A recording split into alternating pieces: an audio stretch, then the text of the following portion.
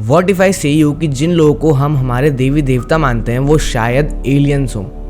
I know ये बोलना थोड़ा अजीब है या शायद गलत भी हो सकता है, बट स्टिल जब मैं इस थ्योरी के बारे में आपको बताऊंगा तो आई एम 120% श्योर कि आप कन्विंस हो जाओगे। बिकॉज जब मैंने इसके बारे में पहली बार पढ़ा था तो लगा था कि हाँ यार ये हो तो सकता है। इसके बारे में आपको मैं नहीं बताऊंगा, तो चलो बुलाते हैं डॉक्टर विनीत अग्रवाल को, जो कि इंडियन हिस्ट्री AKA माइथोलॉजी के मास्टर हैं, जिन्होंने 3 तगड़ी बुक्स लिखी है जो कि हजारों लोगों ने पढ़ी है। जब आप उनको सुनोगे तो लगेगा कि हाँ यार कोई बोल रहा है, ठीक है।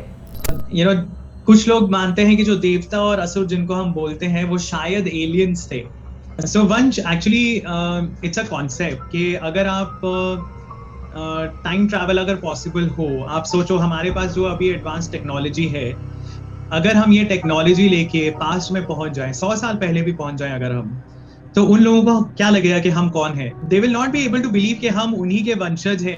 हम ह्यूमंस हैं, नॉर्मल ह्यूमंस हैं, हम प्लेन में उड़ रहे हैं, हमारे पास मोबाइल फोन्स हैं जो हम सैटेलाइट टेक्नोलॉजी के थ्रू यूज कर रहे हैं। We can connect, we have internet, we can connect to anybody in the world sitting in our home. So एक कॉन्सेप्ट ये है, ऐसा माना जाता है कि either somebody travelled back in time और there were visits from aliens जो कि हमारे से ज्यादा एडवांस थे, और वो लोग जब स्पेसशिप्स में आए अपनी एडवांस टेक्नोलॉजी के साथ, तो अर्थ पे जो लोग थे, हमारे एंसेस्टर्स जो थे, वो उन्हें भगवान मानने लग गए क्योंकि वो उनसे बहुत ज्यादा एडवांस थे।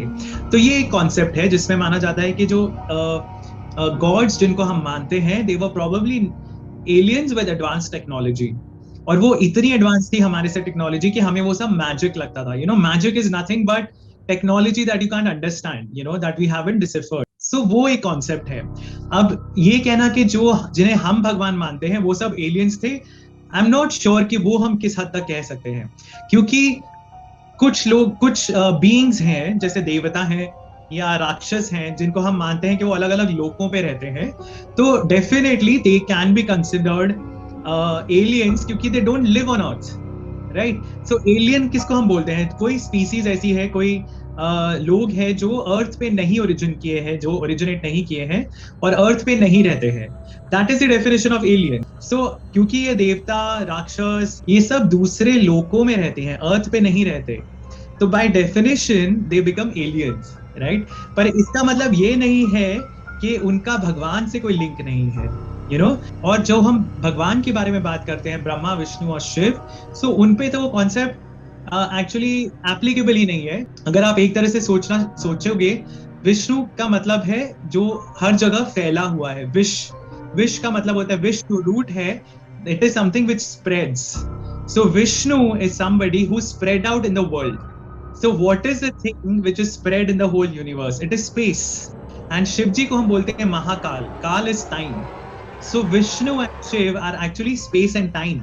So they are beyond these concepts कि वो human है, alien है, भगवान है, कौन है, they are beyond this. तो इसलिए ये जो भगवान, जो त्रिदेव हैं या देवी हैं, जो शक्ति है, एनर्जी है, उनको हम इस कॉन्सेप्ट से बाहर रखें, तो जो देवता, गंधर्व, राक्षस, दैत्य, दानव वगैरह, गरुड़, जो सुपर्णस हैं, नागास हैं, ये सब एलियन स्पीसीज डेफिनेटली हो सकती हैं।